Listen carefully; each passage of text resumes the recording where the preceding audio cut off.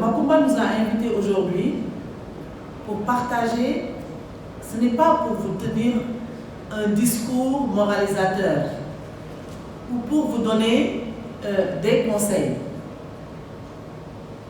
Quand je parle de donner des conseils, c'est nous respectons votre intelligence et vos capacités. Nous sommes là pour échanger avec vous parce que comme on le dit en Wolof,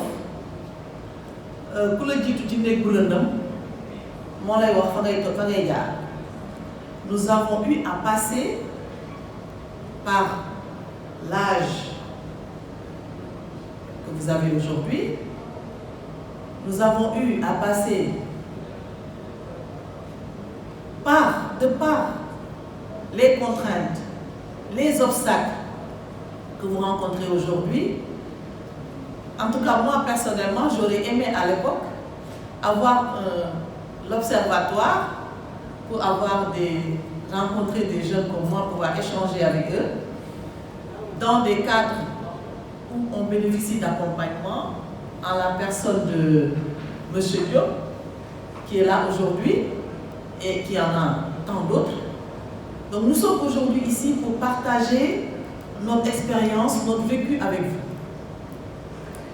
Et vous aider à faire une lecture un peu plus exacte de votre situation.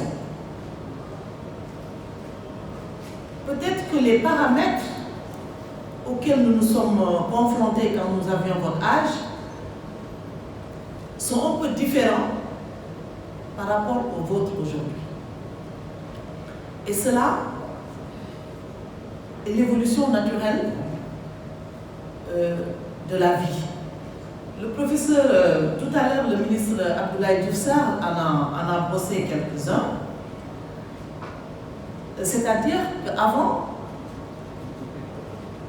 connaître ses leçons, avoir de bonnes notes à l'école était prépondérant et très pertinent par rapport à l'offre d'emploi qui existait. Aujourd'hui, nous sommes dans un monde où, comme l'a dit tout à l'heure M. Diop, on n'est plus dans un monde où l'évolution est chronologique, à mon avis. Les choses ne suivent pas un ordre chronologique. Chacun a la possibilité aujourd'hui de tracer sa voie, d'être plus, parce qu'on est plus averti, on a plus d'informations, on a la capacité de cibler et de préciser ses objectifs, ce que nous n'avions pas. Mais est-ce que cette capacité est utilisée à bon escient? C'est là toute la question. Moi, je vais axer ma communication surtout sur ce qu'a dit mon frère Jean-Pierre dans l'adage de Confucius et aussi la conclusion qu'il a apportée. Tout est une question de mind. Nous avons une formation académique française qui nous vient de la colonisation.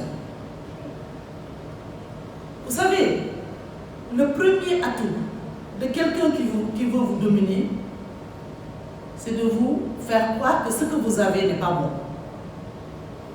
S'il réussit à vous faire croire, pour les filles,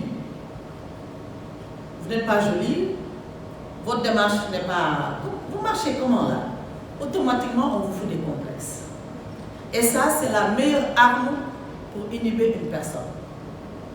Et nous avons, dans notre formation académique, nous sommes dans un pays où il y a la formation académique et il y a les autres. Nous qui avons la chance, si je peux l'appeler ainsi, de suivre cette formation académique, nous avons la plupart du temps tendance à avoir des complexes par rapport à la demande et aussi par rapport à la capacité de résilience que nous devons développer. Tu vois quelqu'un qui te dit que je suis étudiant, et qui refuse de dire que mais moi je suis étudiant, pourquoi je vais aller nettoyer? C'est comme si être étudiant est incompatible avec faire le ménage. Avoir une activité de nettoiement. Alors que ce n'est pas incompatible. En faisant ces études, il faut avoir la capacité d'être productif. C'est comme ça qu'on développe son autonomie, sa propre personnalité et sa propre identité.